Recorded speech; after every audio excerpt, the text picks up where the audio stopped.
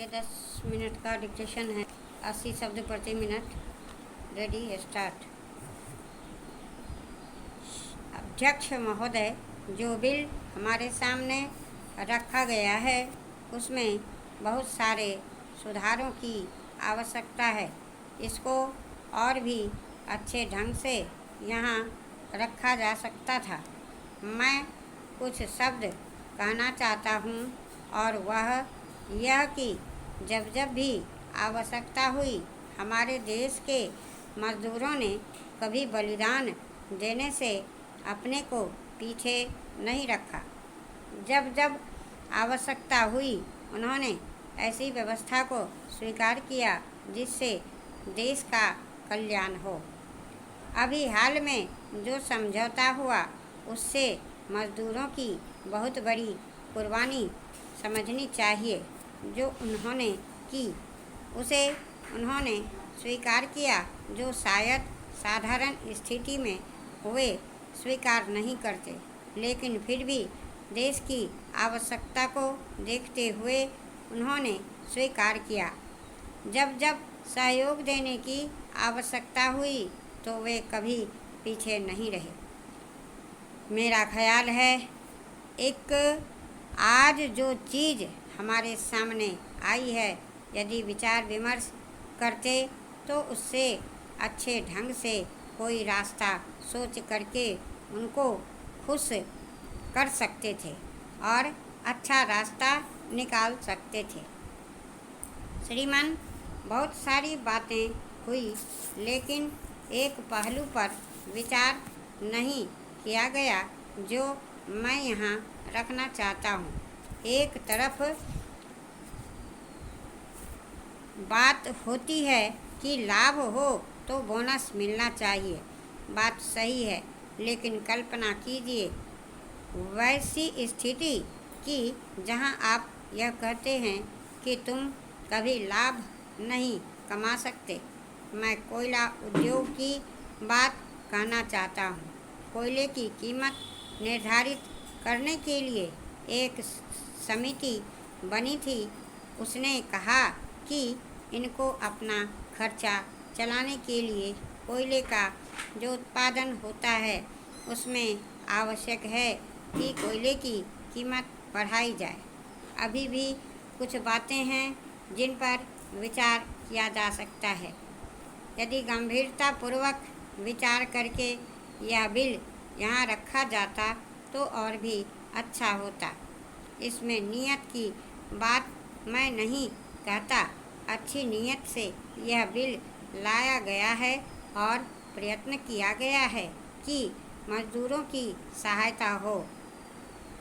जो एक अव्यवस्था चल रही थी उसे दूर करने के लिए एक व्यवस्थित ढंग से नियम बनाया जाए जिससे पूरे उद्योगों समान ढंग से मजदूरों को बोनस मिल सके और उद्योगों में शांति स्थापित हो सके।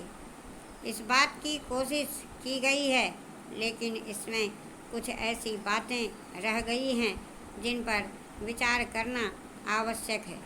आपने यह कहा था कि पिछली बार जो बोनस का समझौता हुआ था उसमें कुछ अधिक भी दिया जाता था। सभापति महोदय, पिछले वर्ष इस सदन में यह सुझाव रखा गया था कि हमारे किसान जो फसल पैदा करते हैं उसका बीमा करने की व्यवस्था की जानी चाहिए। इस सुझाव पर विचार करने के लिए कुछ सदस्यों ने एक योजना भी बनाई थी, परंतु फसल बीमा योजना पर अभी तक कार्रवाई नहीं की गई है। इस योजना को अभी तक लागू नहीं किया गया है। योजना आयोग ने यह आश्वासन दिया था कि वह इसके लिए आवश्यक धन की व्यवस्था करेगा। हो सकता है कि इस संबंध में राज्य सरकारों में एक मत न रहा हो। उनकी यह धारणा हो सकती है कि इस योजना में लागू होने से किसानों पर बोझ पड़ेगा। यद्यपि अभी भी राज्य सरकारों के इस दृष्टिकोण में कोई विशेष परिवर्तन देखने को नहीं मिलता है। फिर भी इतना अवश्य है कि अब वे फसल बीमा की योजना को लागू करने के लिए तैयार हैं। इसके लिए वे चाहते हैं कि इस योजना पर आने वाले खर्च केंद्र सरकार वहन करे। पिछले वर्ष कृषि मंत्री जी ने घोषणा की थी कि सरकार संसद में एक बिल पेश करने वाली है। अब यह कहा गया है कि सरकार शीघ्र ही इस संबंध में आवश्यक निर्णय लेगी। मेरा तो यही सुझाव है कि योजना जल्द से जल्द लागू की जाए। जहाँ तक वित्त मंत्री का प्रश्न है, यह ऐसी समस्या नहीं है कि इसे सुलझाया ना जा सके। आपस में विचार विमर्श करने पर कोई ना कोई रास्ता अवश्य निकाला जा सकता है। महोदय, इसमें दो राय नहीं है कि हमारे देश के किसान गरीब हैं। ऐसी स्थिति में जबकि वे लगान तक नहीं दे सकते, तो वे फसल बीमा की किस्त किस प्रकार से दे सकता है। परंतु फसल बीमा के महत्व से इनकार नहीं किया जा सकता। जब किसी कारण किसान की फसल नष्ट हो जाती है तो उसके पास अपने खाने तक के लिए कुछ नहीं रहता। यदि उसकी फसल के बीमे की व्यवस्था हो तो वह इस परेशानी से बच सकता है और अपनी खेती में अधिक से अधिक धन लगा सकता है। फसल बीमा योजना किसान के लिए एक वरदान है।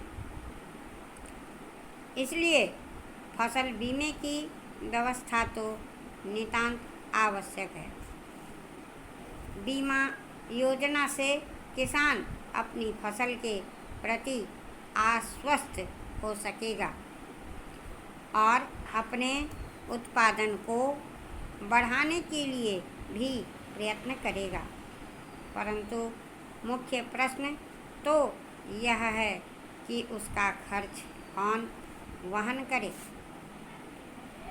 अध्यक्ष महोदय, वित्त मंत्री महोदय ने इस सदन में जो विधेयक पेश किया है, मैं उसका पूर्ण रूप से समर्थन करता हूँ। स्वतंत्रता प्राप्ति के बाद हमारा देश विश्व का सबसे बड़ा प्रजातंत्र बना।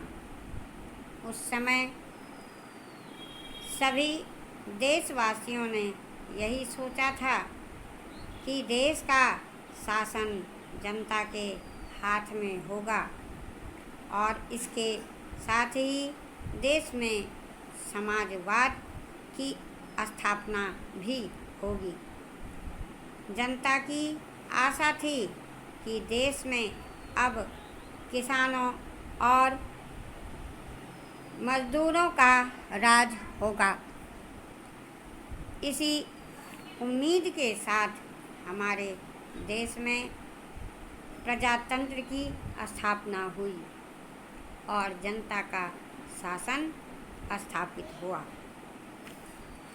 महोदय, बहुत दुख के साथ कहना पड़ता है कि स्वतंत्रता के 47 वर्षों बाद भी हमारे देश में आम जनता को मूलभूत आवश्यकताएं उपलब्ध नहीं हो पा रही हैं। देश में बेरोजगारी दिन प्रतिदिन बढ़ती जा रही है। देश के नवयुवकों में इससे बड़ा असंतोष है। आज भी हमारे देश में ऐसे कई स्थान हैं जहाँ लोगों को पीने का पानी